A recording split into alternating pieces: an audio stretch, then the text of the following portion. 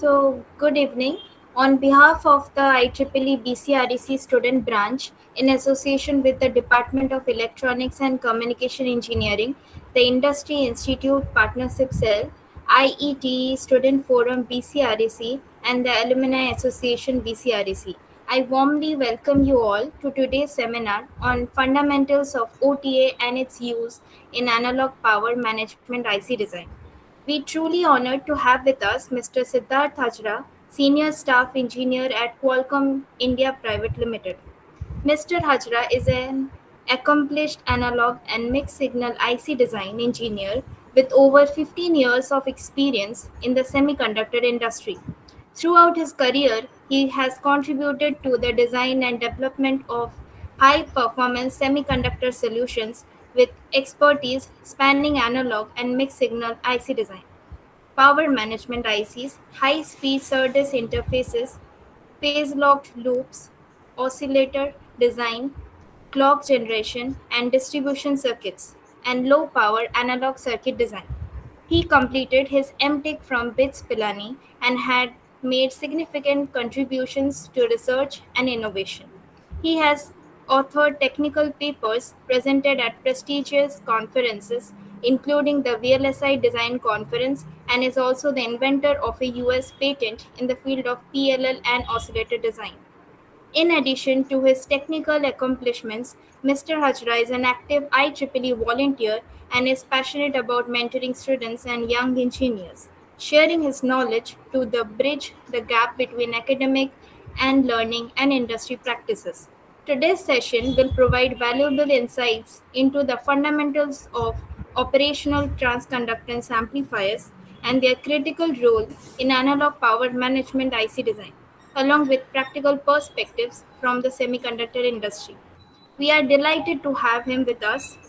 Without further delay, I would like to invite Mr. Siddhartha Hazra to take over the session. Thank you, sir. Over to you.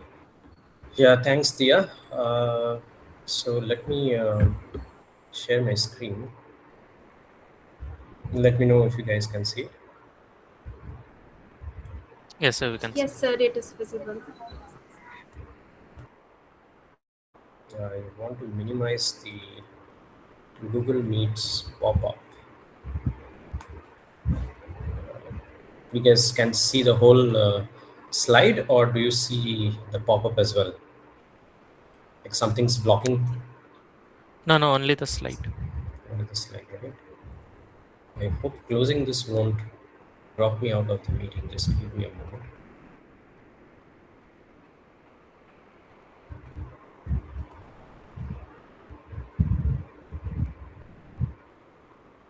You guys can still see my screen? Yes, sir. Okay, good. Yes. Okay.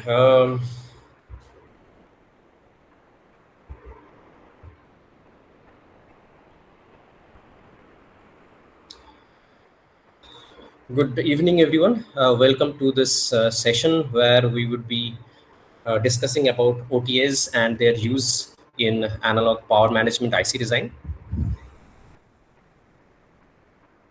So this slide, I have captured some prerequisites for this session, which I expect at least some of these topics I expect that even a BTech candidate should be able to understand and should have the basic knowledge. For example, op-amp, network theory, control systems, and MOS basics should be a part of your regular curriculum, and I expect that you have basic understanding of these topics. If not, then definitely these are some of the aspects that you should brush your knowledge, and because they are definitely needed for any analog circuit design. The last point, the small and large signal analysis of MOSFET, this is kind of optional, but in general, most of the topics should be there in undergraduate program. So we will start our discussion with op-amp, the term which I think most of us have already, most of us are already aware of.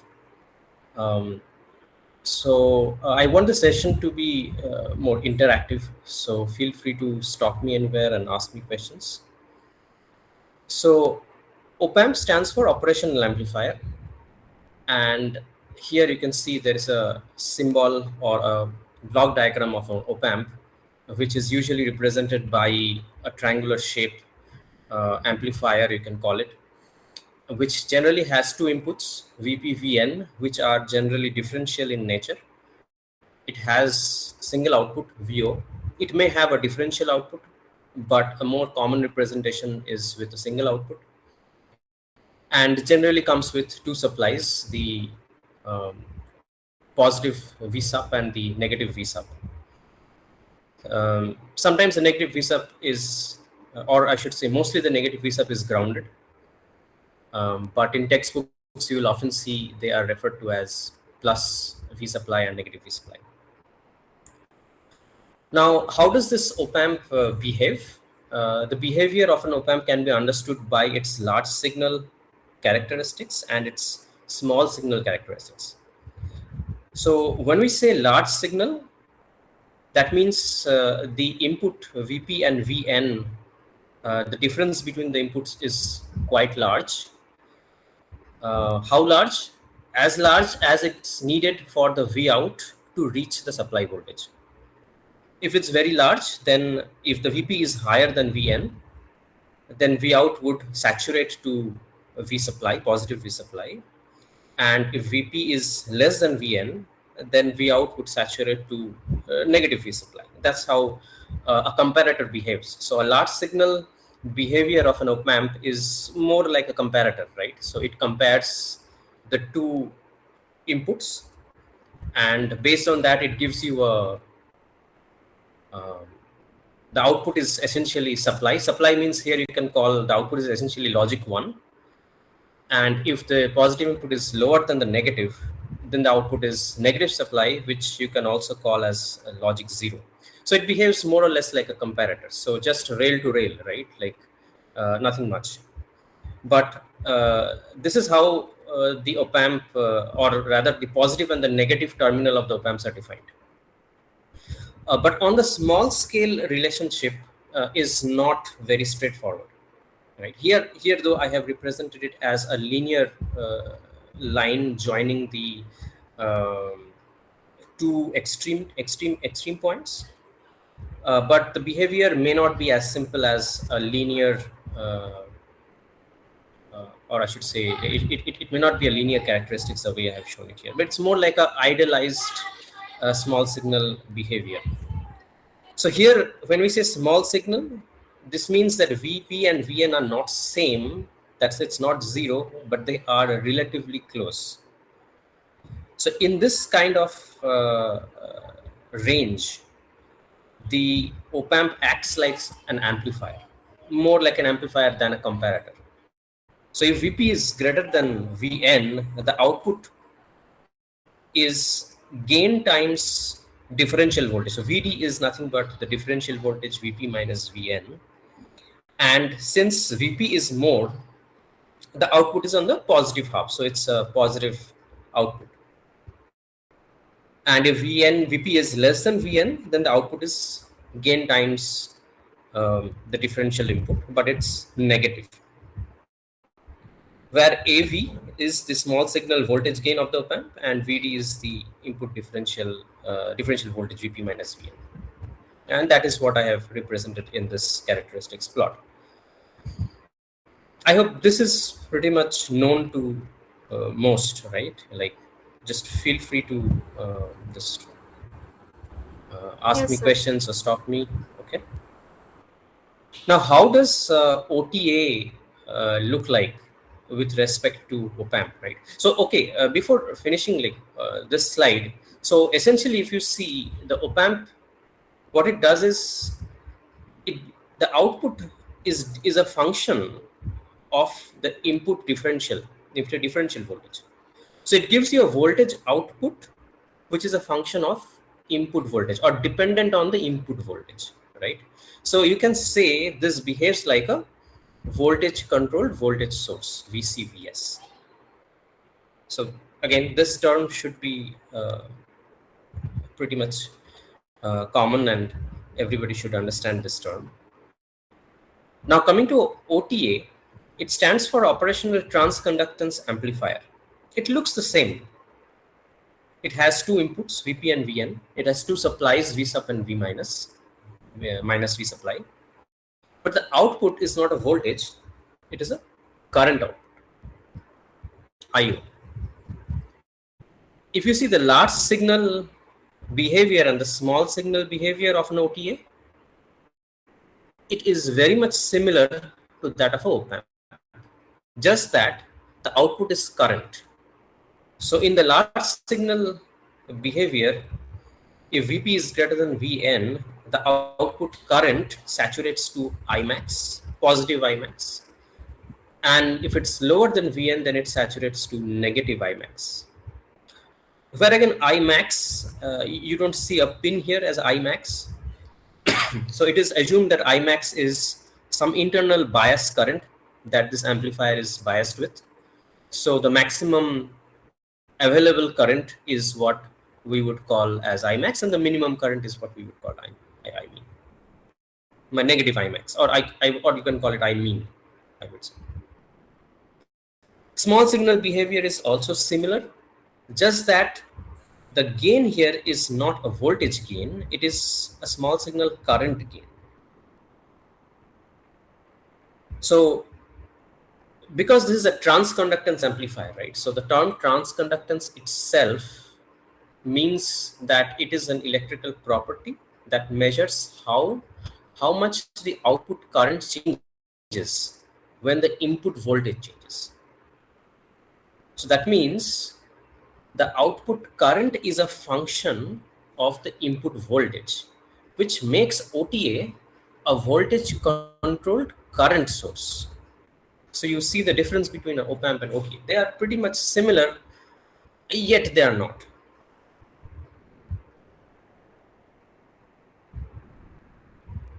Okay.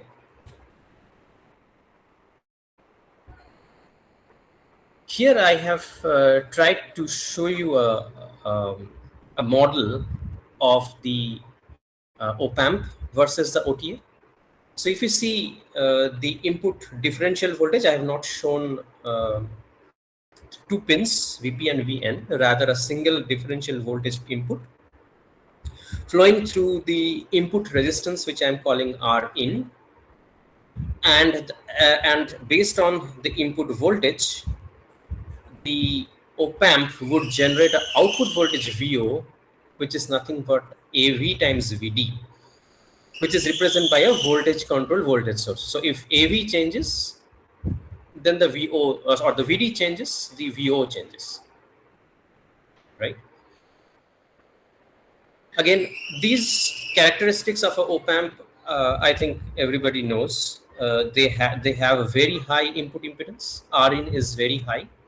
Therefore, In, which is the input current, is very low. And the output resistance or the output impedance is very low. RO is very low, which makes it a very good voltage source, right?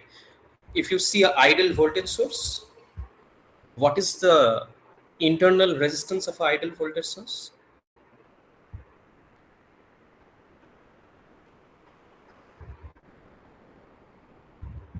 Does anybody know, like what is the internal resistance of an idle voltage source?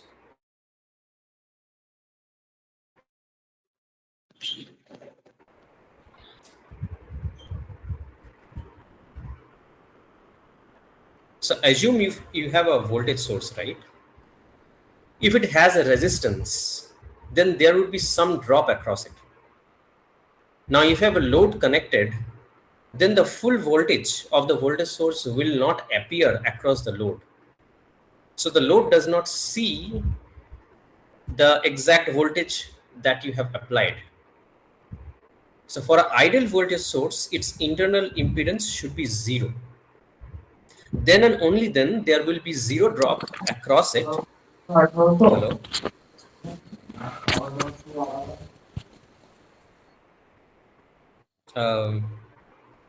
Is there a question?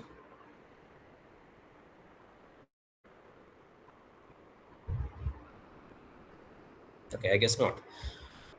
So what I was trying to say is, if you have a voltage source and if it has an internal resistance or internal impedance, if that is not zero,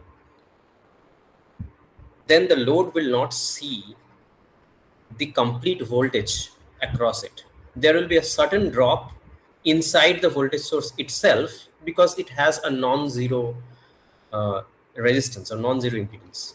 So therefore, an ideal voltage source should have a zero internal resistance, such that the complete voltage appears across the load.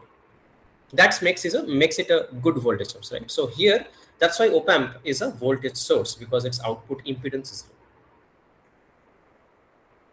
Now, if you see a OTA, since it is a voltage controlled current source, the diagram is pretty much similar, right?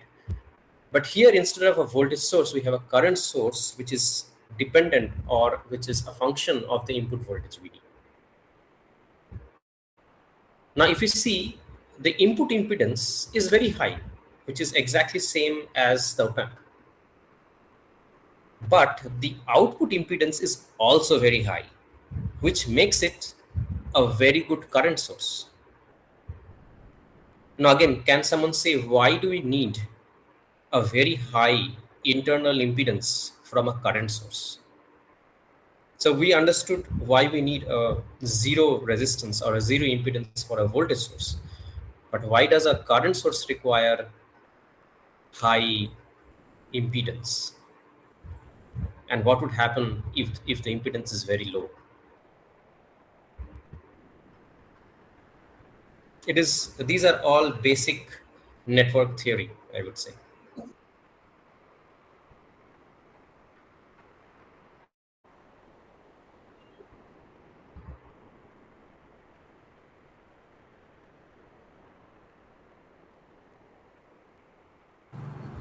So to maximize voltage gain. Mm-hmm. So if input impedance is very high, so it will take less power. Okay. If input impedance is very low, it will drag all the power. Whatever the input power you are giving, it will drag all the power. It will need the Yes. power. Yes. I would not go to like your answer is correct. I would simply explain it in terms of the current that it is able to deliver. Suppose I have a current source, right? I am connecting a load across it. I want the full current to flow through the load. If I have a 1 ampere current source, I want the whole current to flow through the load. If I have a very low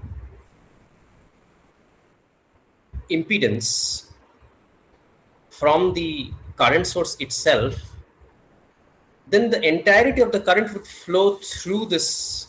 Assume this is a short, right? If I have a short here, then the entirety of the current would flow through the short and none of the current would flow through the actual load.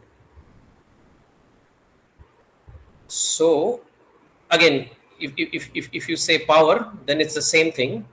If it's a short, then the entire power is distributed inside the source itself and it is not being delivered to the load. So therefore, for a current source, you require a very high internal impedance. And for exactly for the same reason, you require a very low impedance for a voltage source. You don't want the power to be dissipated inside the voltage source itself. You want the maximum power to be delivered into the load. Okay, so now you see the difference, right, between op amp and OTA. More than difference, I would say similarity, right? So if you see the output voltage of the op amp, it is gain AV, voltage gain of the op amp times the input differential voltage. Let me switch back to the regular pointer.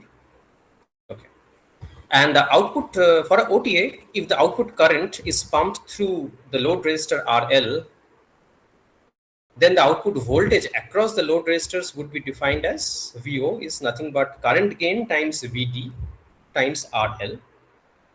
And this current gain times RL, AI times RL, we can define it as a voltage gain of OTA. So you can see how similar they are.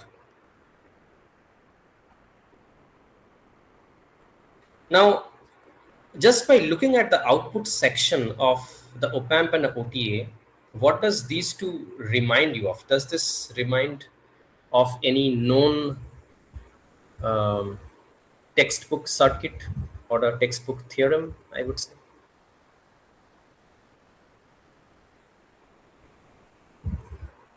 Just by looking at the output section here, what does come to your mind, like when you compare the output side of the op-amp and the output side of the OTA? Like the input I side is think pretty much the same. Norton's theorem, Hmm. Which one is Norton's not on? theorem for OTA, and for op-amp it is like Thevenin's. Exactly. So this looks like a Thevenin's equivalent circuit, isn't it? You have a voltage source, you have a Thevenin's equivalent resistor. And the OTA looks like a Norton equivalent circuit. And by looking at the voltage equation, right, you can easily convert a op-amp into a OTA and a OTA into a op-amp. So they are not much different. They are actually dual of each other.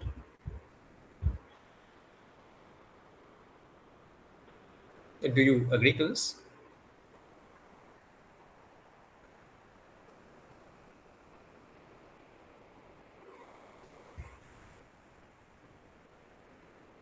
I think somebody has already answered that correctly.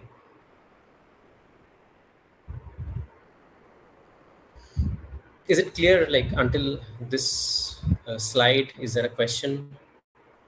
I will not rush, so we'll take it slow. We have, I think, 2 hours.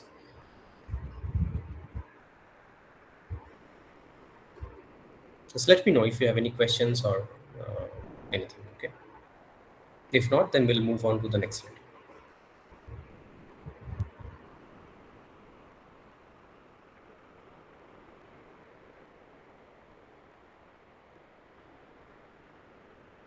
Okay, I guess no questions.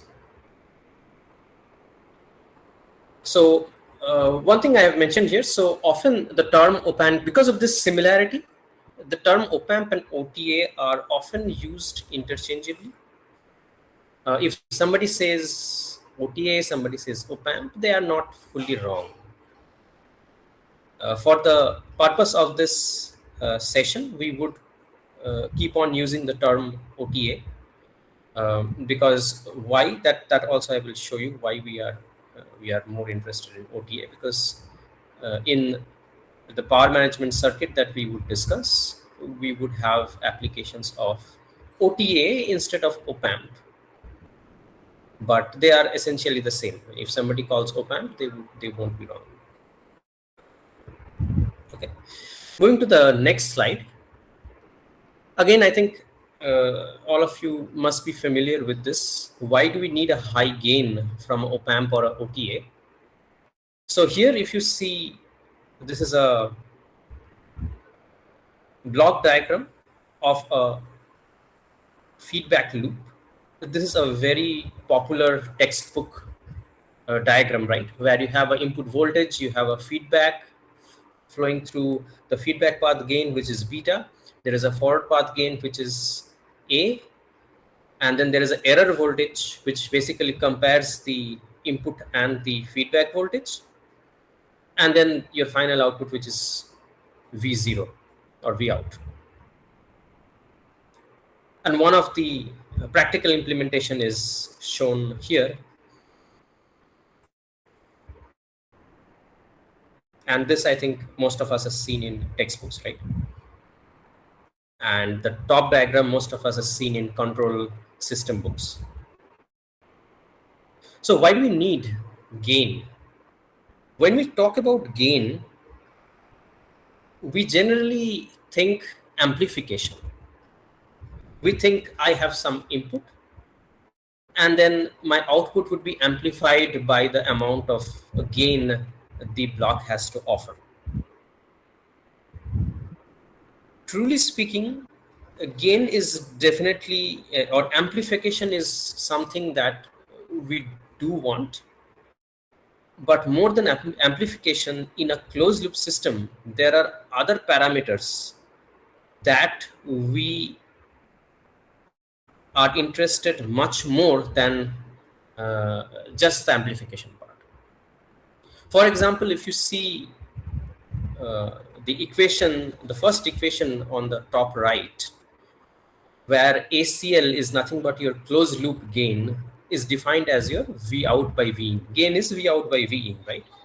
And again, this formula, if you basically solve your KVL across the loop, then you will come with this formula. Again, this is a very well-known formula, right? A by 1 plus A beta. And if A is large, then this equation almost becomes 1 by beta, which is nothing but your R1 plus R2 by R2, which is 1 plus R1 by R2, right? So this is a well-known equation. But what does this equation signify? Does it signify only gain? It signifies that the gain of the system is independent of any variation. Why? Because there is no other parameter, supply voltage. No, you don't see that in the equation. You see resistance. Will the resistance variation come? No, because this is a ratio, R1 by R2. So ratio means any variation in R1 is also expected to be there in R2. So essentially they cancel out. So, and 1 is constant. So 1 plus R1 by R2 does not have any variation. So having a large gain makes it independent of any variation. The second part that we are interested in is error voltage. If I solve for the VER, then I would come across an equation which would say V in by 1 plus A beta. So that means my error voltage is reduced by gain. So if I have a high gain, I will have a lower error voltage. And the third parameter that we are interested is in bandwidth. So it's the same equation, A by 1 plus A beta. If I add a pole to it and make it a transfer function, a single pole system, right? 1 plus S by omega p, where omega p is the frequency where the pole is. Then that would, if you solve for the omega p in the closed loop system, then you see the original omega p is actually amplified or multiplied by 1 plus A beta factor. So that means the bandwidth, omega p is the pole position, or it is the bandwidth of the system. That also increases by the gain factor, right? So having Sir, a I high have a gain. question. Yes, please. Sir, what does pole signify? Okay. I hope you have gone through or remember your basic control system. I'm not sure which year you are. No, sir, we We don't have didn't that have control knowledge. system yet. Okay. Then it will be a little hard for me to explain. But suppose your system, I'm not sure how do I explain. So do you understand what is transfer characteristics or a transfer function of a system? No, sir. Okay, No, sir. transfer function essentially is output to input. V out by V in is a transfer function. Okay, but this V out by V in is a DC transfer function. That means, so input can be a fixed DC voltage, right? Suppose input, if I give a 5 volt DC, then output would basically be like your output would basically be your 1 plus R1 R2 times your 5 volts, right? That's what you expect. But what happens if I give a sinusoidal input. Say I give you 5 sine omega t. Okay, this is a little slow for me to write here. How would the output behave as omega changes? Will the gain still remain the same? Will it vary? So that is defined by the transfer function, which is shown here as closed loop transfer function. S is nothing but Laplace transform, which I think you will learn later when you or I guess it's already covered in your basic maths. If not, Yes, then it sir. will be covered. Yes. So Laplace transform is often used to solve this kind of transfer function equations. But the goal of transfer function is essentially to basically plot, or to basically give you the understanding how the system behaves at when I give different frequency inputs, how the output will get amplified by, or how the output would change. So when I say DC, when I was talking about like just a 5-volt input, when I say DC, the frequency is F equal to 0, right? No frequency, right? DC means no frequency, a fixed voltage. So this is nothing but your 1 plus, this is your ACL, this is your 1 plus R1 by R2. This is your fixed DC gain. We call it DC gain. This is the gain of the system. So the output will, if you give a DC input, this is the gain that the output would, that you'll see at the output. But as the frequency changes, will the gain remain flat until infinity? Or will it increase? Or will it decrease? Generally, if you have a capacitive element at the output, generally you will have capacitance everywhere. In any circuit you pick up, you will have a capacitance either connected explicitly by you, by the designer, by us, for various reasons, or the capacitance can come as a parasitics. You have 2 pieces of metal wires, they will contribute, they will have a parasitic capacitance, like unwanted. By parasitic capacitance I mean unwanted capacitance. Okay. So capacitance is everywhere, whether you explicitly put it as part of your design or you don't. There will always be some capacitance at every node. It will be here, some cap will be here, some cap will be at the output, some cap will be at the input, every node. Some cap will be inside the op-amp. The op-amp will have some circuitry inside, right? It's not just a black box, not a triangle. It will have some circuit inside, some amplifier schematic, some amplifier circuit. They will also have capacitance inside. Now, how does a capacitance behave? What is the equation of a capacitance? Or rather, I should say, how does the impedance of the capacitance change with frequency? Can anybody answer that? Like that should be very basic. So impedance we generally mention by X or Z, right? Of C, X of C or Z of C, anything you can call, right? So how does that behave?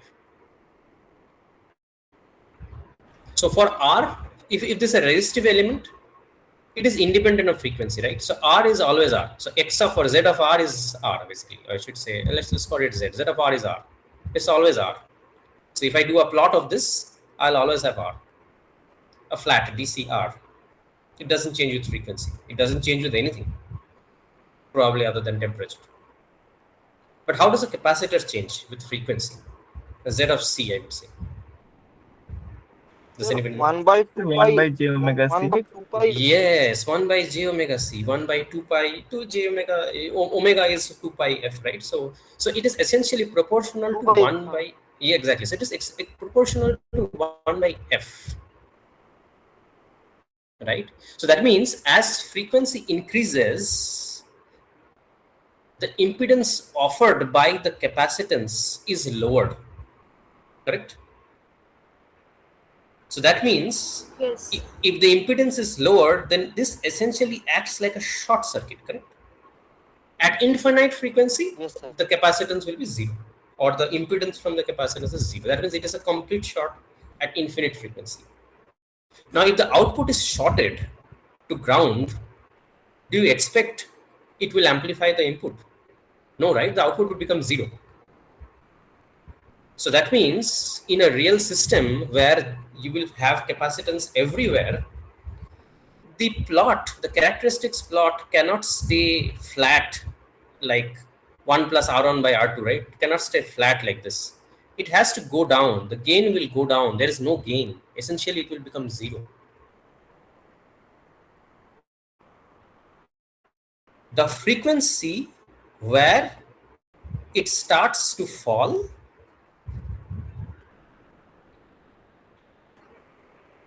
is location. I shouldn't say the frequency where it starts to fall. It generally starts to fall much earlier. The frequency where the gain drops by 3 dB, okay?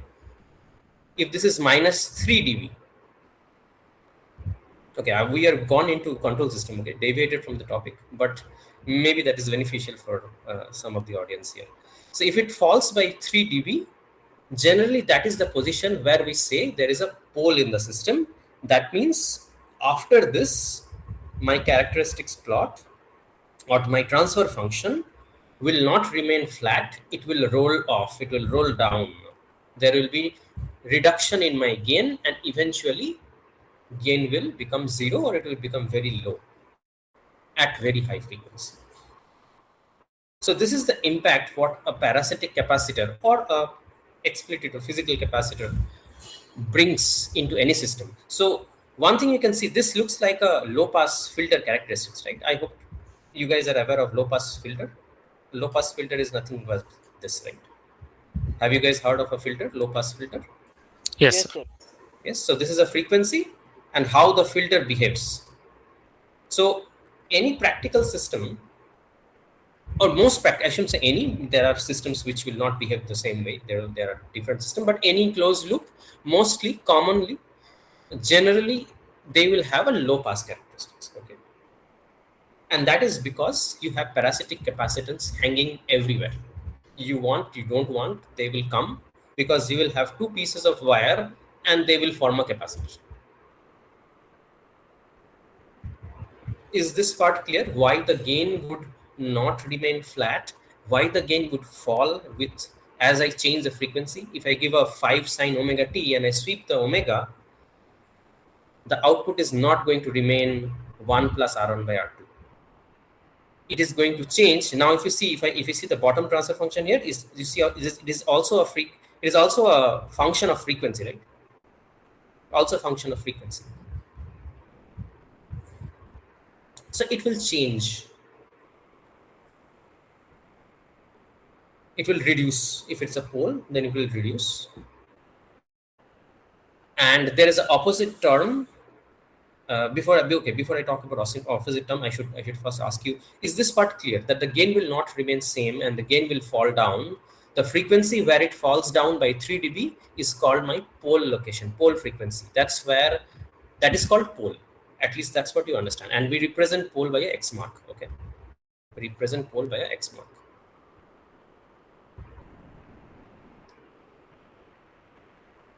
Is this like to some extent understandable that the capacitance Yes, would sir. eventually short and you will not get the same output as before? It will eventually give you a lower voltage, lower, and eventually give you a 0 output voltage at infinite frequency.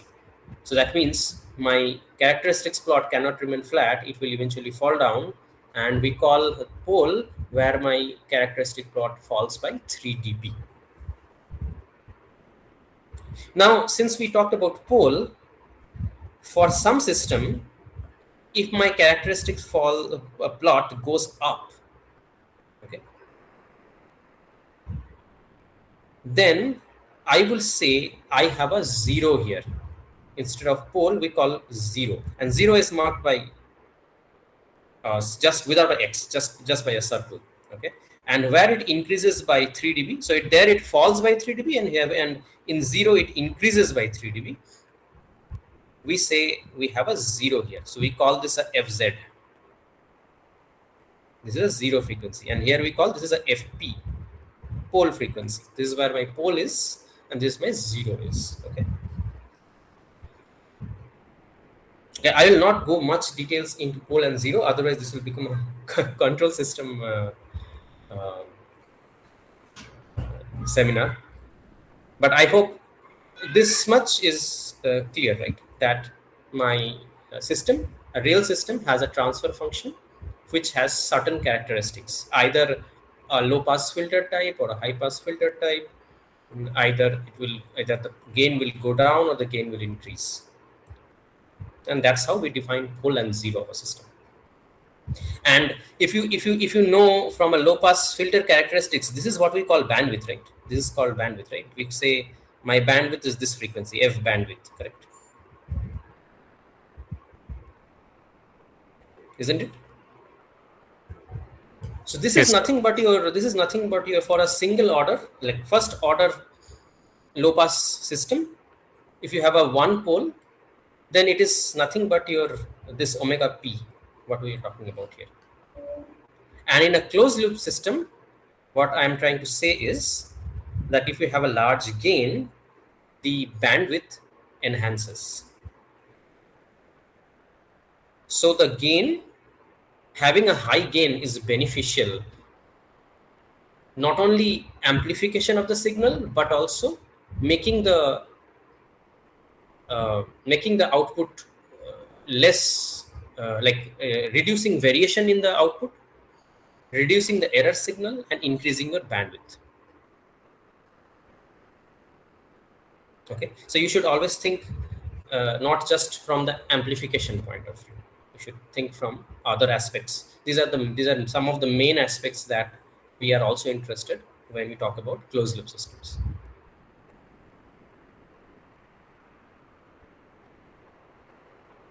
Okay, moving on to the next slide. So again, this is a MOSFET. I'm not sure again how many of you are aware of MOSFETs, or if aware, how many of you are aware of basic amplifier topologies built from MOSFETs. You must have read BJT topologies, right? Common emitter, common collector, and common base topologies, right? So the MOSFET is essentially the same. The terminals, emitter, base, and collector is nothing but source, gate, and drain. Okay, in a MOSFET. So have you guys read MOSFET yet, or like? Yes, sir. Yes, sir. Okay, so are you guys aware of this common source topology?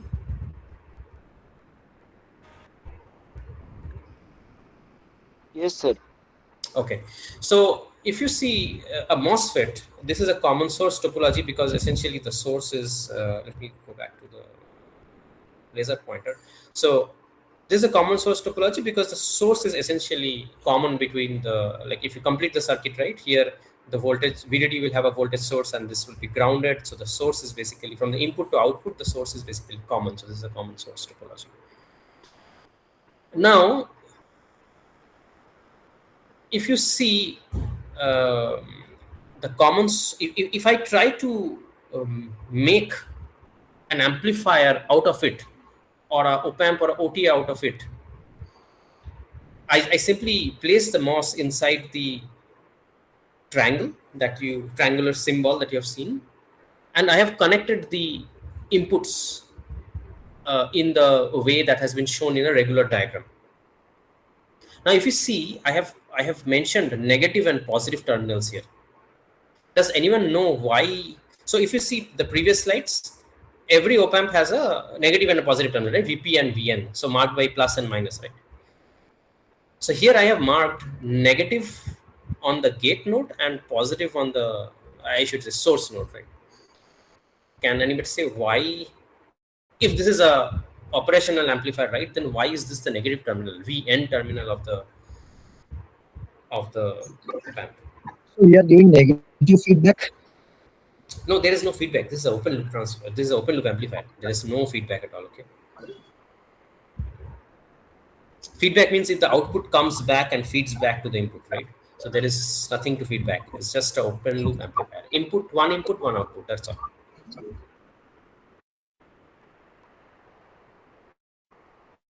Okay. For that, you will have to understand how a common source MOSFET amplifier works.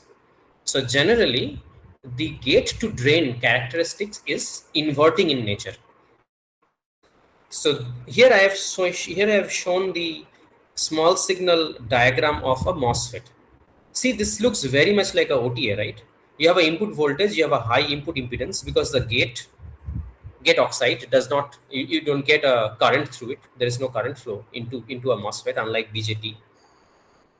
And then you have a current controlled current source, and you have a shunt or a parallel output resistance, which is very high, which I have marked as infinity. And then you have a load resistance where you, which is the RL, where you basically dump the current into. Doesn't this look like a OTA that we have already seen? Yes, sir. If you solve the KVL and the output to input relationship, then you will see that a negative sign appears. Okay, so that means if my input increases, my output falls. How do we prove that? Say, if my input of a MOS increases, my current increases. I increases, okay? So if I increases, the drop across the resistor increases. If the drop increases, the supply is fixed. So if the drop increases, V out will reduce. So if my input increases, output reduces, that means I have a reverse relationship. So this is as if the Vn terminal of a op-amp, right? This is a inverting relationship. So flip polarity due to inversion nature of the common source topology. And the if you draw similarity to the previous images, then the MOSFET CS amplifier acts like a OTA. I hope this part is clear. Yes, sir. Okay. Now we would look into another topology of a MOSFET amplifier, which is called a common gate topology. This is somewhat similar to your common base topology, I would say, of a BJT. But yeah, BJT behaves a slightly different way because it has a current input. But here there is no current input, right? So here, when we give the input on the source,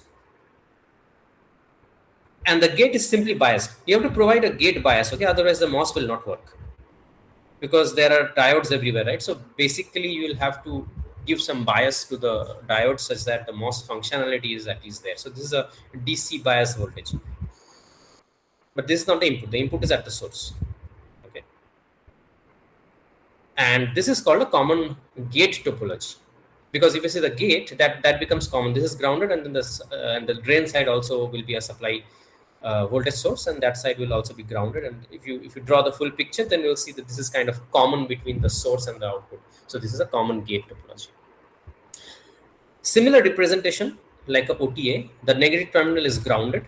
The negative terminal is connected to a DC source. When we are doing a small signal or an AC analysis, we generally remove, or I should say not remove, I should say replace all the DC sources with their internal impedances. So it's a voltage source, so it will be shorted, right? It will be shorted here. That's why it is grounded here. And the input is on the positive terminal, and then you have the output. This is the equivalent small signal characteristics. One thing to note is the current is not zero, unlike OTA and op-amp, right? This configuration does not have a zero current because this is pumped into the source node, not into the gate node where you have a thick oxide and everything, right? So the current basically flows through this path into the load.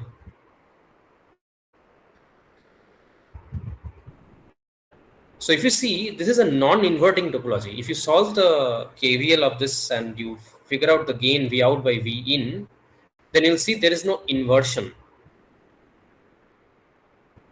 And the current gain, if you remember in our OTA model that we have shown earlier, we have marked that as a AI, right? Current gain. Here the current gain is basically GM. That is the transconductance of the MOSFET. Therefore, it is a transconductance amplifier. Now, since you do not have a zero input current, therefore your input impedance cannot be infinity. Okay, the input impedance is only infinity if you have the input in your gate. If you have it on your drain or in your source, then there will always be a current flow. And if there is a current flow, your impedance is not infinity or not high. Again, I'm not sure how much of you know. Does anyone know what is the input impedance of a common gate amplifier?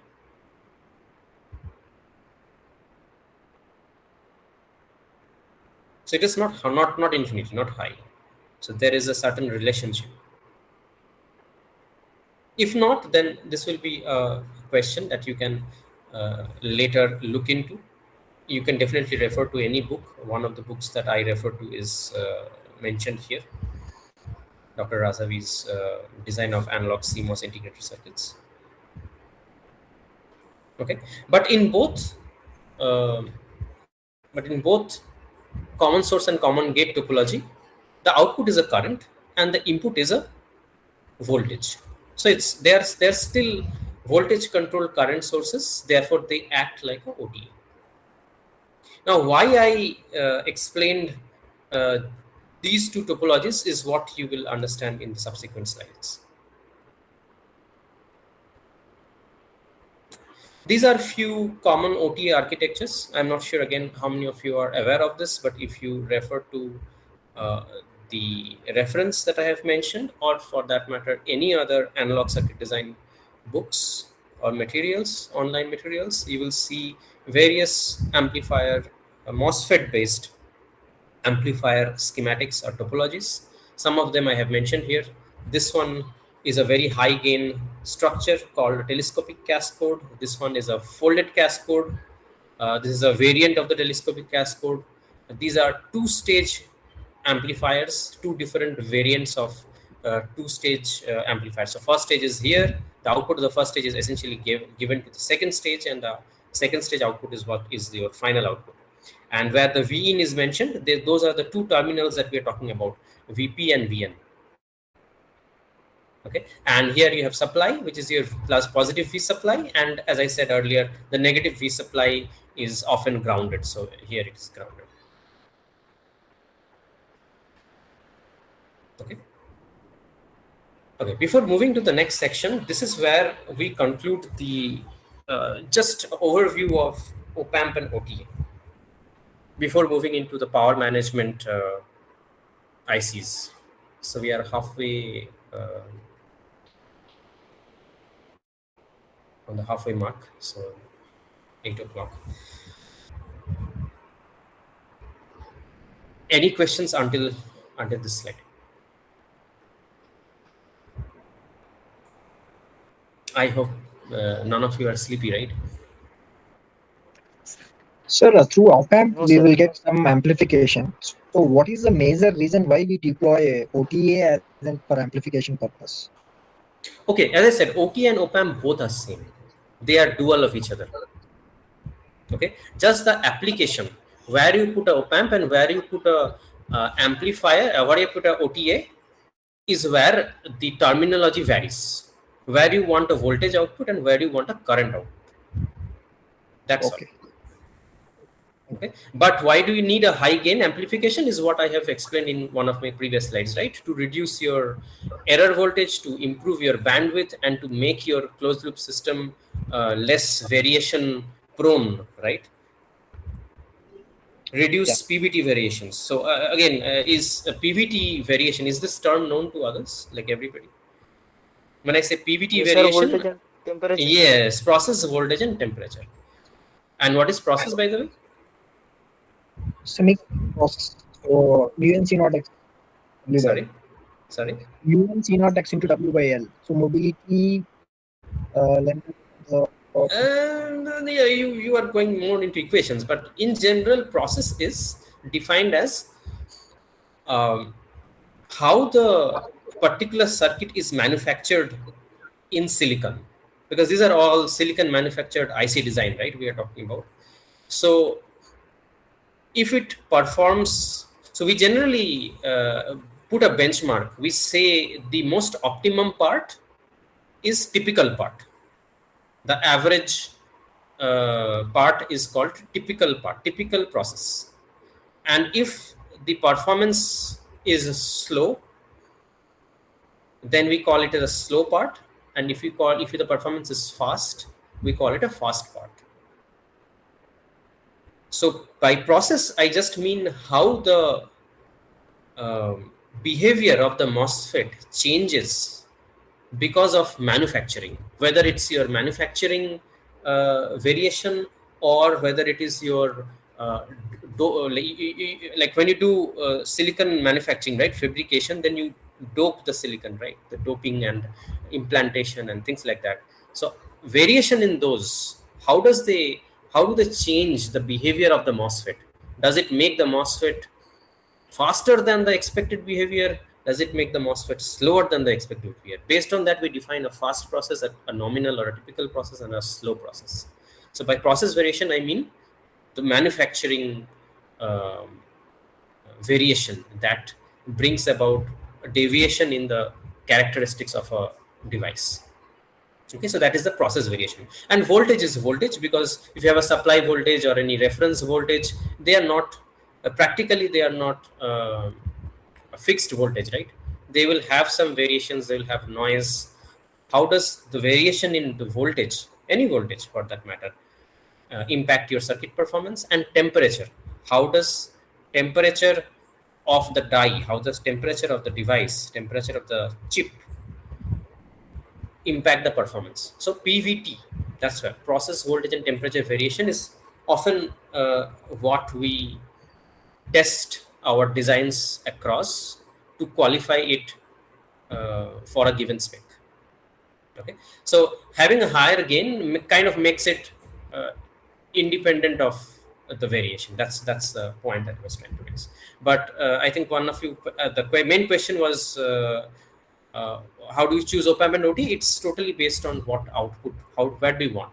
They are basically dual of one another. So you can call, it's application based. That's all I would say. Any other question?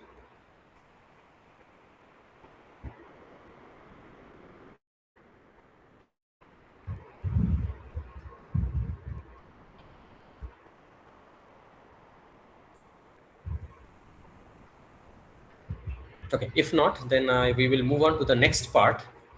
So this is where we start with the second part of our discussion, that is the power management IC, PMIC, and a particular power management block that we will talk about. So when we say power management, right, it essentially means how do you generate the required power. By power, I mean the supply voltages and currents required for different blocks in your system.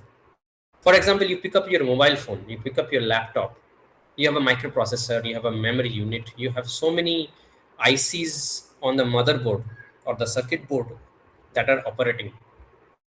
But they require different voltage, different current. All of them don't run on the same voltage, same current. You have a battery in the mobile phone, right? You have a battery in the laptop, but that's a fixed voltage. How does that cater to different loads or the different ICs that is present inside a system? So that means we need something, which may be another circuit, which may be another IC, to generate the required supply voltage levels and the currents needed for different loads and manage and regulate that. So that is the essence of power management. So that means if you have a laptop or a mobile, you will always have a power management unit, either as a discrete power management IC, or the power management unit can be embedded into each of the other circuits or other ICs. For example, a microprocessor may have its own power management unit built into the IC rather than having a power management unit on board. Okay, so a basic form of power management is basically you have a load circuit and it requires a supply voltage. Is you basically connect a V sub, which is not an ideal voltage source. The textbook shows like a circular picture, right? A voltage source. So a voltage source in real life is a battery, right? Like an onboard battery, you can say. It can be your power supply, 220 to 30 volts AC supply that you have, but then you have an adapter to which you connect your regular appliances, right? Whether it's a laptop or mobile, they work mostly on DC inputs. So it's a onboard battery, right? But what is the problem? Just having this configuration, like you have a load circuit and you connect a battery. Is that all?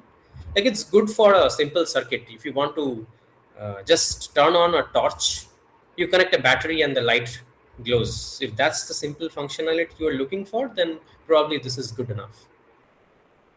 But modern circuits often require, but what is the problem? Like modern circuits often require supply voltages which are less than 1 volts, low power circuits. If you take up a battery, right, regular battery, they come like 1.5 volts, 1.2 volts configuration. You will hardly find anything in the market, or at least cheap enough for a regular purpose, which is less than 1 volt. So how do we generate that? Again, different supply voltage requirements, right? You have different circuits. You have a memory circuit, you have a microprocessor, you have a microcontroller. They may require different supply voltages. You have an oscillator, you have something else, you have a transmitter, receiver. Something can be high voltage required, something can be low voltage requirement. How do you generate, or how do you cater to all these loads that you have on a system? With a single battery, you cannot do that, right? So then you have to put multiple batteries, but that will make the system bulky. How do you like easily generate it? Also, this is susceptible to noise, right? So you simply connect this through a wire, and then I inject some noise from any source. Then this noise will be there. There is nothing to reduce or regulate that noise. High variations in supply voltage, like if the battery will eventually die down, right? It will eventually slowly the charge will go down, and the voltage across the load circuit will also go down. But can you provide a solution where even the supply goes down to some extent, your load will still be able to operate with the required voltage?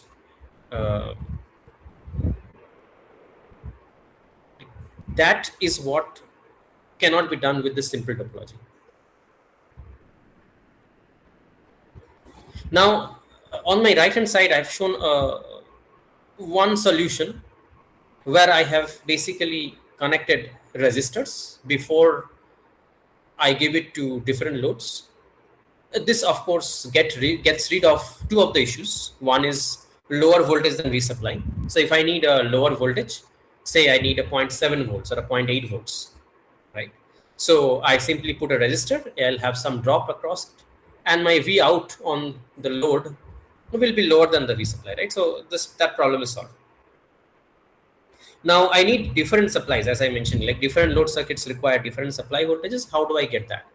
You put different resistors. Resistors are very cheap and resistors are very tiny these days. You can put them, and then you can generate different V outs, right? VO1, VO2, VON. But is that all?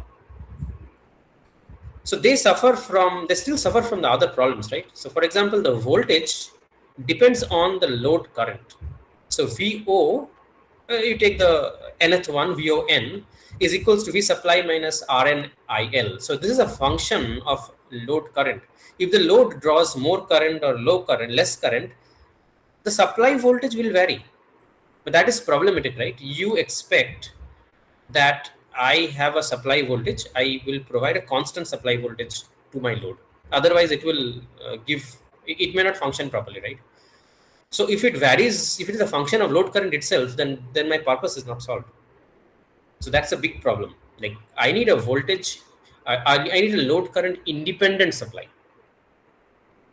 Second is high variations due to resistor. So this is not a ratio. So this resistor is just one single resistor. So any variation here will change the drop across it. And generally, resistors, if you are implementing these resistors on die I mean inside the silicon chip, then they will generally have 15 to 20% variation. So that means your output voltage will vary by 15 to 20%, which is a lot. So high variation is still there. Susceptible to noise. If I inject some noise on this VO1, VO2 or the VON node from somewhere, there is no isolation, right? So the noise it's still not isolated, so it's still there. So I still have some problems to deal with.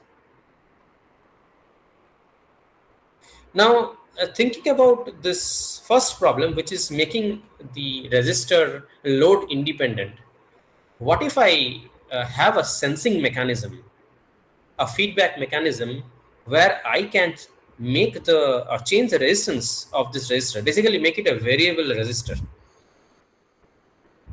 If I can implement a system like this and say, for example, I can vary it. So alpha is a variable quantity and I have a alpha times RL is the relationship I can build. Then the output is nothing but V supply by 1 plus alpha. And you can see this is independent of your load current. So there is no load current in the equation. You change your load current, the alpha will take care of it. So this looks like a promising solution, but we have to build a sensing mechanism. We have to build a loop, a feedback loop, which will be able to tune the resistance of the variable resistor according to my load current or the required output voltage. If I can build that, then this is a good solution. So one possible way to do that is shown on the right hand side, right? So you have the same variable resistor connected to the load, but now I sense a voltage on this node or current. It can be a voltage sensing circuit or a current sensing circuit, whatever it may be. You sense it through a sensing circuit and you provide the information back to the resistor such that we can tune the resistor to the required value and maintain a stable voltage and load current requirement for the load across all load currents. This is what I am calling as a power management IC. So if you see, starting from battery from the previous slide, we have built a feedback system where I can reliably have a lower voltage, lower than supply, where I can regulate and monitor that voltage by a sensing circuit, and I have made it independent of the load current.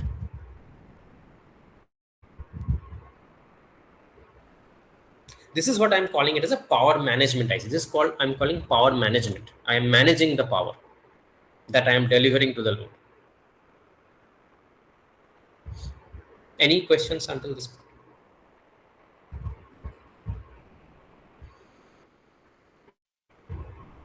So generally we use for power management. We generally use this current mirrors also somewhere. Sorry. So generally we also use current mirrors. Current mirrors. Current mirrors. The problem with current mirror is they provide only current. Okay. They don't provide voltage. We need supply voltage that can give you any load current. Any load current is not a practical statement, but ideally any load current, but I will be able to give you a reliable voltage, right? If you see a your supply voltage or a battery, right? You draw current, it will be able to hold the voltage. Of course, it will leak out eventually, it will discharge over the time, but for a short duration, I will have a reliable voltage. So voltage is what I am looking for from a supply, from a power point of view. So current mirror generally is used as a biasing circuit where I can give different circuits current bias, but they cannot act as voltage source. They cannot act as supplies. Okay, sir. Yeah. Okay. So that's where this kind of a sensing mechanism and a feedback loop is required to monitor and regulate the supply. If you see current mirrors, again, current mirrors, they do not have a feedback loop, right? So they are all open loops. So if the voltage changes, there is nothing to regulate. And the current mirror is fixed. It will provide you a fixed current. You can have programmability, but it cannot dynamically change the current. Like if the load wants some current automatically, then the circuit will not be able to provide current. It will have always feed a fixed voltage unless you provide some programmability into it and you change the code and stuff like that. But so it's not a voltage source. Voltage source means I give you voltage, you draw current, whatever you want. Okay. Now we will see in the next slide, how do we implement this feedback loop system? So this resistor, this is a variable resistor, right? How do I get a variable resistor inside my silicon IC? Can this be a MOSFET? That is the question here. If you are aware of MOSFET, how it behaves, the different operating regions of a MOSFET, saturation region, linear region, subthreshold region, and cutoff region. Have you guys heard of these terms? Yeah. Yes, sir. Yes, sir. Can anyone say where does a MOSFET behave as a resistor? Linear region. In the linear region, right? So if I can build a MOSFET in a linear region, that will act as a resistor. And the resistance of the MOSFET I can change by controlling the gate voltage, isn't it? Higher gate voltage, lower resistance, lower gate voltage, higher resistance. So the MOSFET acts as a voltage controlled variable resistor. Do you guys agree to that statement? Yes, sir. Right. So this could be a suitable replacement of this R, because here I need a R which is a function of V, right? A variable R.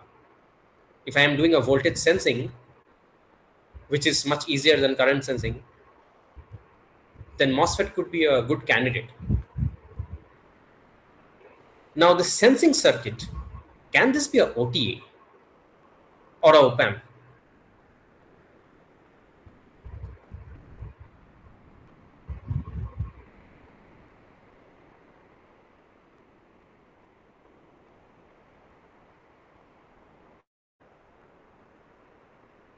Okay, let's see. So if you go to the next slide, here is a configuration that I've shown. The sensing circuit I have replaced with an OTA. The variable resistor I have replaced with a PMOS. So if you see how this works, I am sensing the output voltage and I'm feeding it back. Of course, I am scaling it with a feedback network. I am feeding it back to the error amplifier. The error amplifier basically, sorry. Extremely sorry. The error amplifier basically compares the difference in the voltage, right? So if you remember the previous slides, right, the output is nothing but a function of the differential input, Vp minus Vn. So Vp minus Vn is nothing but the error signal. So I'm calling this as an error amplifier.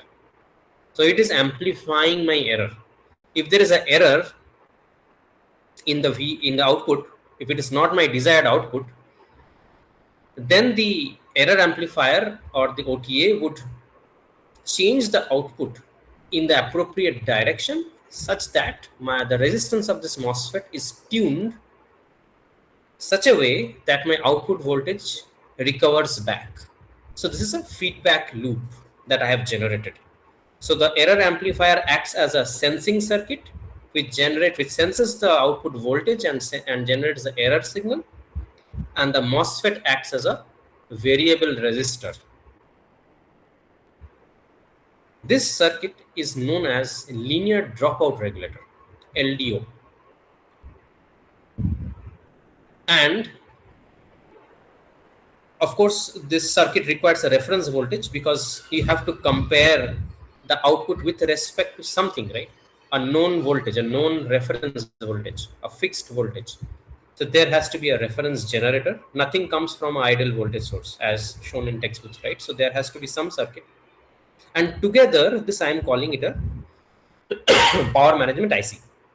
So see how we have built from a simple battery and resistor to a little bit more complex power management circuit.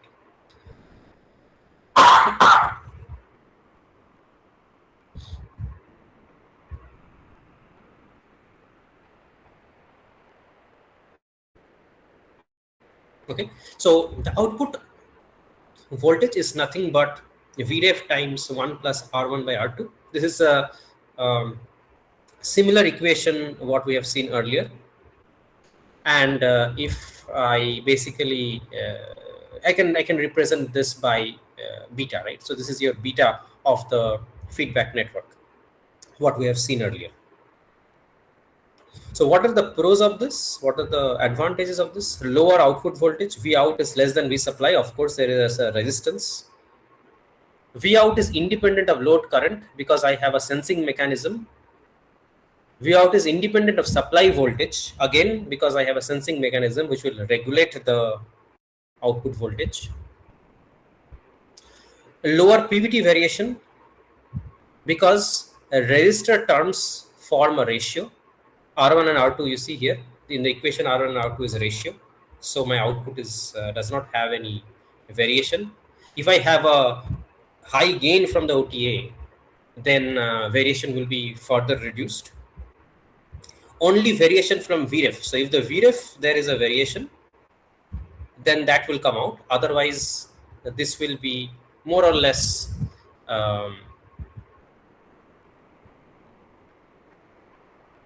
it will have more or less it will have pretty much less variation, right? This kind of circuit.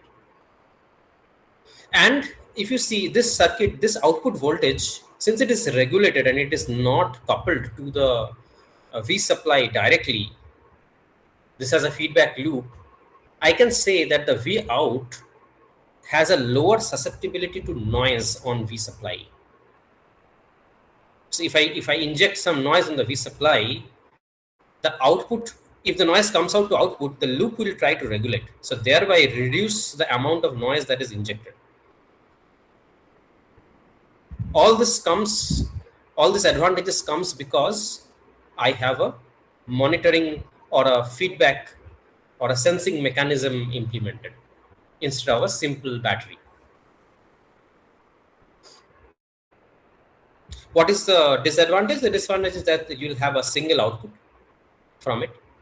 You can, of course, do some programmability and generate multiple outputs, but more or less LDOs are used as a single output device. There are other disadvantages of LDO, which I will explain in the next slides. But this looks like a very good candidate to work as a good power management regulation, supply regulation, right? So we call it a regulator because it's regulating my output voltage. So PMIC may be a separate IC on board or integrated into the same die as the load circuit. So the load and the power management IC, or the LDO in this case, can be on the same IC, can be on the same die inside the same package, or it can be a separate module on your board, and then you have to ship your output voltage or the supply voltage to the load. It can be either way. And a power management IC need not only have a LDO or a reference voltage generator, it can have so many other circuits. But everything is generally related to power management, which again I will show you in one of the slides. Okay, so before going to the like the next question that I have, so we have been saying that this is a feedback loop, right? What kind of a feedback loop is this? I think like you must have heard of negative feedback and positive feedback, right? So what kind of feedback loop Yes, sir. should this be? If I want to regulate some output, what kind of a feedback loop do you think Then this has to be? negative feedback. Negative feedback, right? Why do you say negative feedback? How do you like, is this connected in a negative feedback configuration? Like, how do you know this is a negative feedback loop?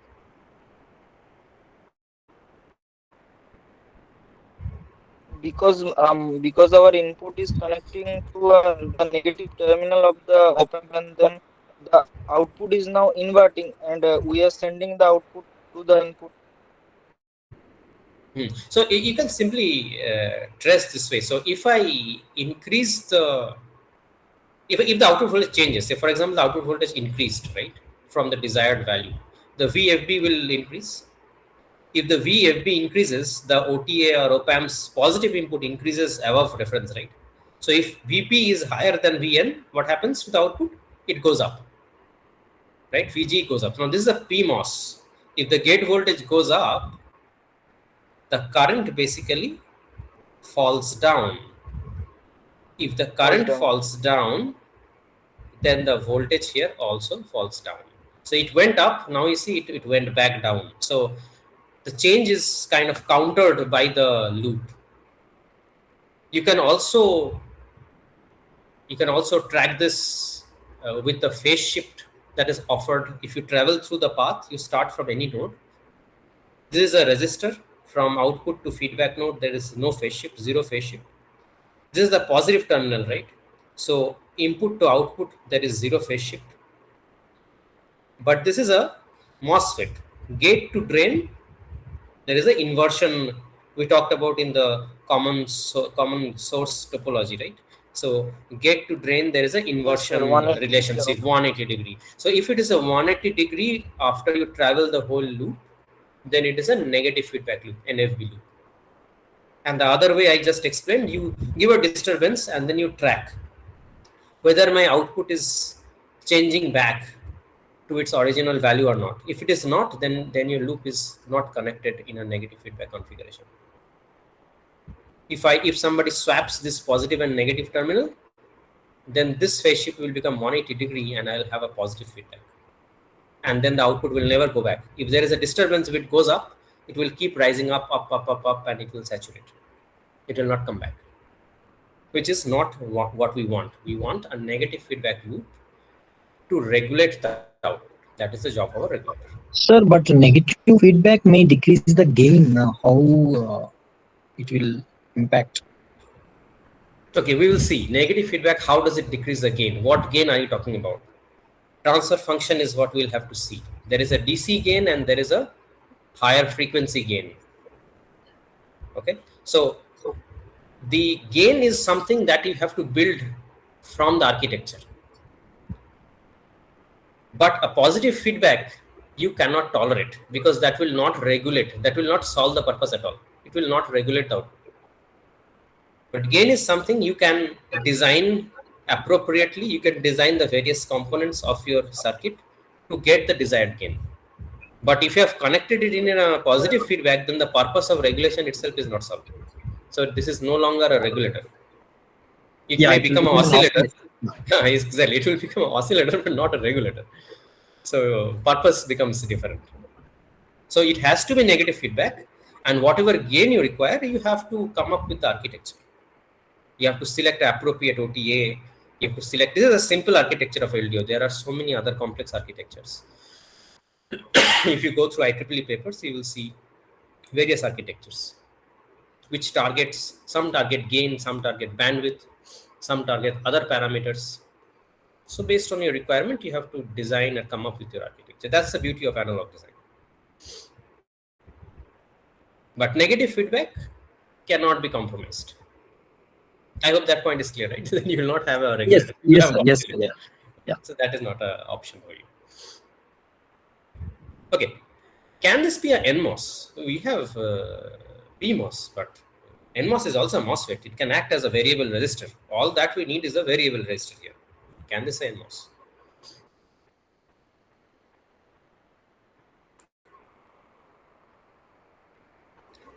Yes, this can be a NMOS, but this will change the topology. How do you connect?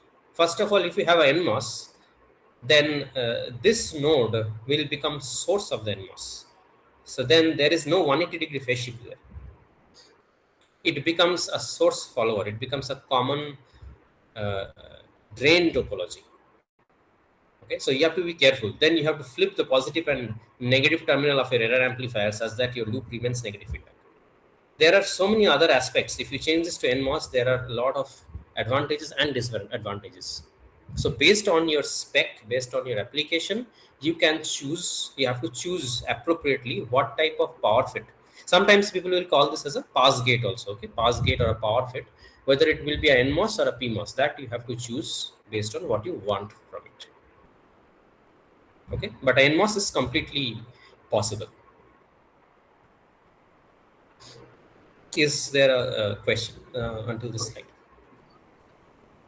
So generally, PMOS will occupy more space on the chip.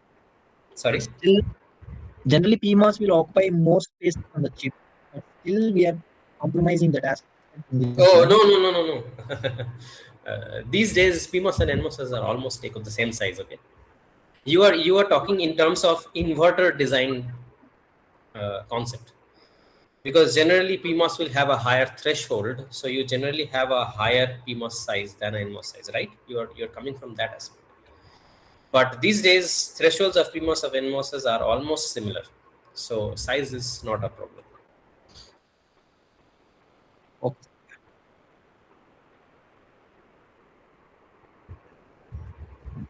Okay, but these are all good questions. But you're correct. Back in the day, PMOS definitely had a bigger area. But as I said, it has some advantages and disadvantages. If your application is wants or dictates PMOS, then you have to do PMOS at the cost of area, because NMOS will not meet the specifications that you are targeting. So you have to do PMOS. Again, as you said, cost is area, which in analog design, area, power, and performance, these are the three vertices of a triangle. You cannot always meet all three.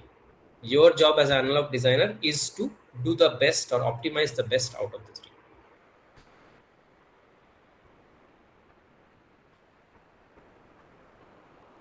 Okay. Going to the next slide. So this is a general, since we are talking about power management ICs, before going into the LDO, that's what we will be talking about in the rest of the session. This is a very simple block diagram, which I have copied again from internet. A power management IC, as I said, does not necessarily mean a single LDO. It can have multiple LDOs, as you can see here. So this is a separate chip, okay? So this is not embedded into your load circuit. This is a separate chip that sits on the board. It provides different supply voltages, different currents, and it distributes all throughout the board, and it controls, some of them controls memory, some of them control microprocessor, some of them control some other circuits. So multiple LDOs, different voltages, you can see less than 1 volts, greater than 1 volts, different load supporting capabilities, tens of milliamperes to hundreds of milliamperes. DCs, buck regulators here, it could be boost regulators. See, they have programmable output voltage 0.7 to 1.35 volts, less than 1 volts to more than 1 volts. Very high current carrying capacity is 3 amperes, more than an ampere current carrying capacity. Then there could be oscillators. Generally, the oscillators are required for the DC-DCs. There could be some power switches. There could be other signal interfaces. There could be some control logics to control all of this, sequencing the power on, power off strategies. They will have reference voltage. So this one I have added. The picture doesn't have this particular box, the blue box. I added them. I think they assumed this is built inside each of them, but I thought of showcasing it as a separate box. So the reference voltage and current generation. So current mirrors, band gap references, they can be part of another module, and those reference voltages can be distributed inside the chip. So this is a typical example of a power management, discrete power management chip. Okay. Going to the next slide. So these are again we'll run through fast because we want to go to the more important sections. This is just different types of voltage regulators. Generally, we classify them as switching regulator and linear regulators, and LDO basically forms in the part of a linear regulator, right? And it is a series regulator. Why it is a series regulator? Because the power switch is in between supply and load. It is in series with the supply and the load. So it is a series regulator. If it is in parallel, then that will become a shunt regulator. But in general, this is a linear regulator. Because why linear? Because this one acts as a resistor, right? And the MOSFET operates in a linear region. So it's a linear regulator. Going to the next slide, these are the different specifications which you will often see in any data sheet. If you pick up a data sheet for LDO, you will see these are some of the specifications. Input voltage, which is nothing but your supply voltage. So the input of the LDO is the supply. Probably I should have highlighted this. So V in is not reference. Reference is just to compare, but the input, actual input, is the supply itself, because I am deriving the output. Like eventually, I am trying to, like, this is my input. Okay, so input voltage is nothing but the supply voltage to which the power FET is connected. Output voltage is the output of the LDO. IL is the load current. It can have a maximum or a minimum spec. CL is the load capacitor. So generally LDOs will have some load capacitors. These are required to basically suppress any noise or ripple on this particular node. So load capacitors also come as in the spec. Again, if these capacitors are off chip, that means the capacitor is connected on the board as a separate component. You buy from the market a capacitor. If that is that capacitor, if you connect, then it is an off-chip capacitor. It is not inbuilt into the silicon inside the IC. So that's an off-chip capacitor. They will come with specifications of itself. Generally, ESR, equivalent series resistor, or equivalent series inductance, ESL. If you see a capacitor data sheet, you will be able to find these. So these are the parameters also that it will come with. Okay. One important term that I want to mention, you will often hear, is a capless LDO. If the LDO does not have an explicit capacitor connected on board, then it is called a capless LDO. That does not mean it does not have any capacitance here. The load circuit may have capacitance inbuilt into it. It may have decoupling capacitors connected from its supply node to ground. That will become the load capacitance for the LDO. If it does not have an explicit capacitor connected outside the chip, then we simply call it a capless. But it may have some sort of capacitor still built in within the die. Then there is a dropout voltage VDO, which we will explain in one of the slides. PSR, this is probably one of the most important specs of a LDO, power supply rejection. This means how much the circuit is able to suppress any noise that happens on the supply. So we are talking about noise isolation, right? So if there is a noise on the supply, how much noise is suppressed at the output? That is the metric. Power supply rejection is the metric which quantifies this particular feature. Output noise, this is the intrinsic noise built or generated within the LDO. Different components, they will have random noise like thermal, flicker, short noise, right? You must have heard of these components. So the LDO circuit itself will generate some noise. So that is what I am referring to as output noise. Load and line regulation means how does your output behave when the load current changes, and how does your output behave when the supply voltage or the line voltage V sub that is changing. IQ is the quiescent current, that is the current drawn by the LDO itself. Any current other than the load current drawn by the LDO is called the quiescent current of the LDO. That is the current that the LDO takes itself to make itself operational. Okay. For example, the OTA will draw some current, right? So that becomes part of the IQ. Okay, so these are the most common specifications of LDO. Now, one common term for any or common parameter for any regulator is its power efficiency. Okay, so here I have defined another term, current efficiency. So current efficiency is defined by nothing but the ratio of the output current to the input current. What is your output current? Your output current is nothing but your IL. What is your input current? The current that is coming from the supply, V in or V sub. So therefore, I in is nothing but IQ plus IL, the current drawn by the LDO itself and the current drawn by the load, times 100. So that gives you the current efficiency. And if the same equation I convert into power, then it becomes power efficiency. I think power efficiency is the term that you guys must be knowing. So if I take an example, right, 2.5 volt is my input, output voltage is 1.8 volts, and the load current of 25 milliamperes. I think that part I have removed for some reason. You will see this will give around 70% efficiency, which is very poor, right? From an LDO, like from a regulator, 70% power efficiency is very poor. But if you solve the math for current efficiency, you will see it will give you more than 98%, 99% power efficiency. Sorry, current efficiency.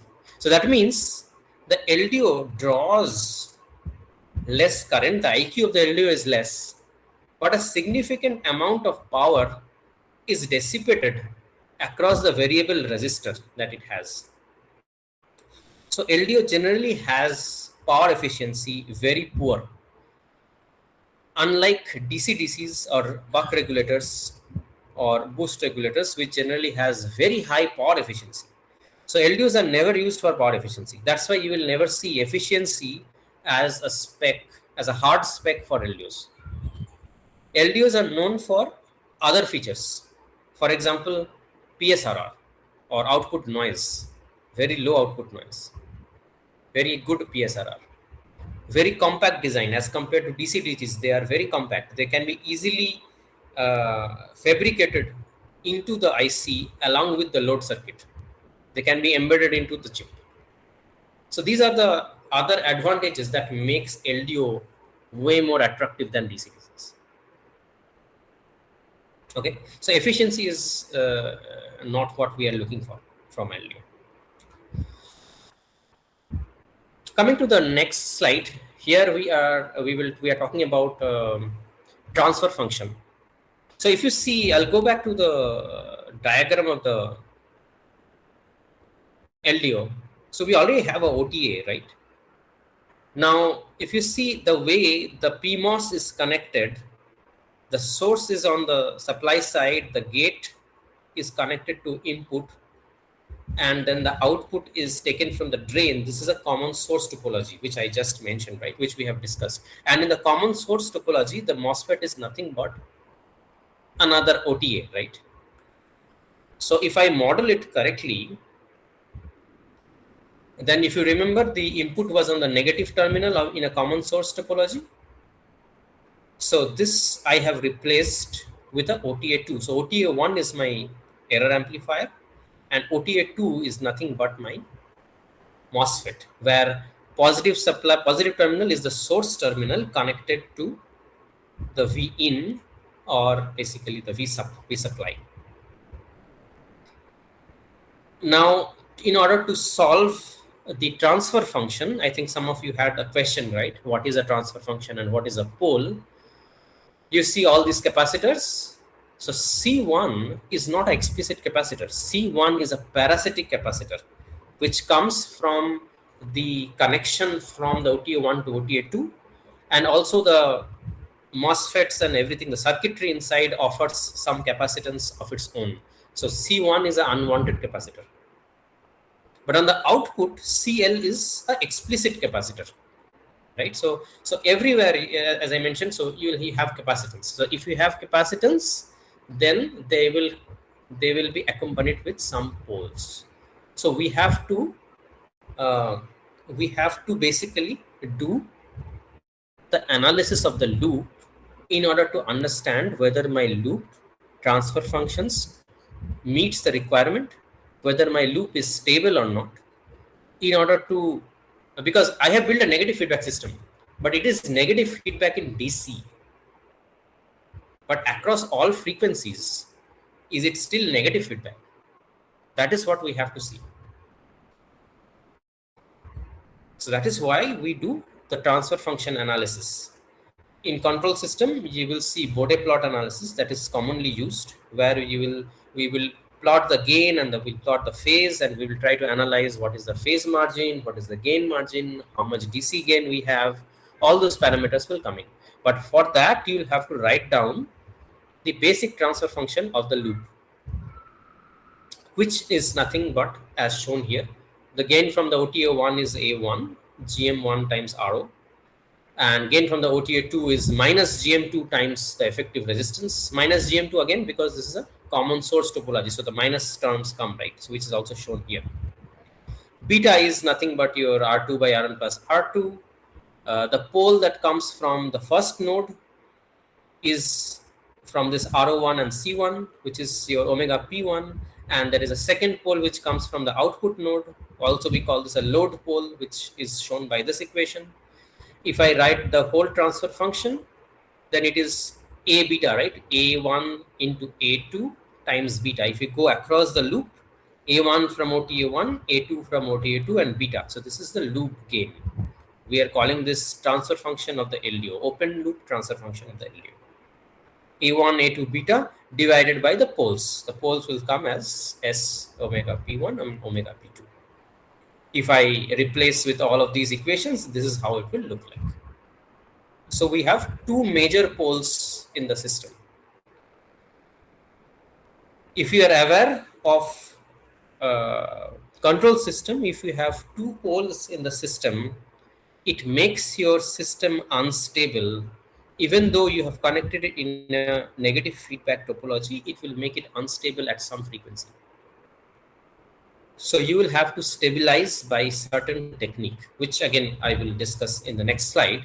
But you must understand that two-pole system is what we do not want when we are talking about stability of the system and negative feedback systems. Also, there could be more poles. There, depending on the architecture of the OTA, it could have other internal nodes which can have parasitic capacitance, and then your life is basically doomed as an analog designer, because then you will have a 3-pole or a 4-pole system, and you will have to come up with a solution to stabilize your negative feedback loop, which you initially thought it was stable by default.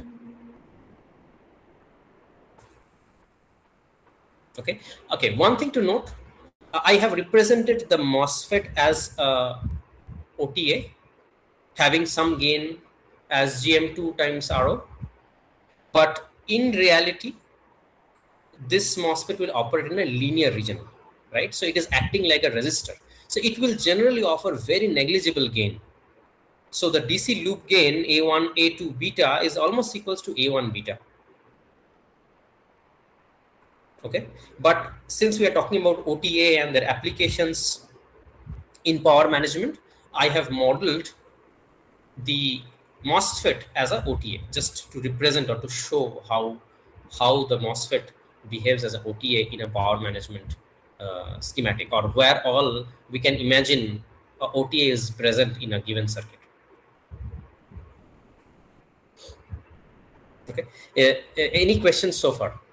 I know this may be a little advanced for some of you. Some of you may be able to relate all this to control system theory, and for some of you who if there is any MTech candidates, then for them it might be they can easily understand what I'm talking about in these slides. I hope you guys are still there and not dropped off and not sleeping, right? So I know this can be a more like once you go deep into the analog design, it becomes a lot of theory, and based on the theory, it becomes a lot of practical. Analog is not like digital. It is interesting and it is difficult. So you have to really understand the theory behind it to basically understand the system. Sir, here we are cascading to OTAs. Yes.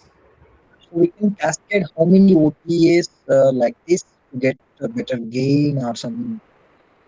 Yeah, exactly. So you can have multiple OTAs. So your first OTA itself could be a two-stage OTA. So you can have two OTAs built into the error amplifier. So that's why I showed you some of the topologies, right? If you remember in one of the slides I have shown, there can be so many topologies available. But if you remember this particular slide, right? So this is a two-stage OTA. So you have one OTA and two ETA built into one OTA. So it is a two-stage amplifier. Okay, so you can have different there. Okay, all the structures have their pros and cons. But as you said, if you want more gain, you can put more OTAs to generate more gain. But remember, more stages you add more of these parasitic capacitors into each of those nodes in between OTS. That means this simple two-pole system will no longer remain two-pole. If you make it a three-stage OTA, a three-stage structure, then you will have three poles very easily. If you make it a four-stage, then four poles. So you have to be very careful. So that is where selection of the OTA architecture becomes very crucial. One of the structures I have shown is a telescopic cascode or a folded cascode. So that boosts gain without adding additional stage, unlike the two-stage structure that I have shown. Okay, so there you can, if you use that structure, you can make the OTA gain, which is A1, you can actually get very high gain, 70-80 dB gain only from OTA 1. But at the advantage is you do not introduce any additional pole there. It is a single stage, so you have only this RO1 C1. But if you do OTA 2, then you have two OTAs built into it, so you will have another pole, internal node, there will be another pole, so it will essentially become a three-pole system. So compensation of that becomes difficult, but that has other advantages. Okay, the telescopic cascode has other advantages, design challenges. So you have to be careful what kind of OTA one you are trying to select.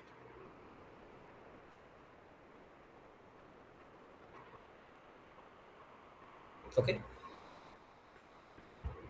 So this is the transfer function of a simple LDO that I have shown here.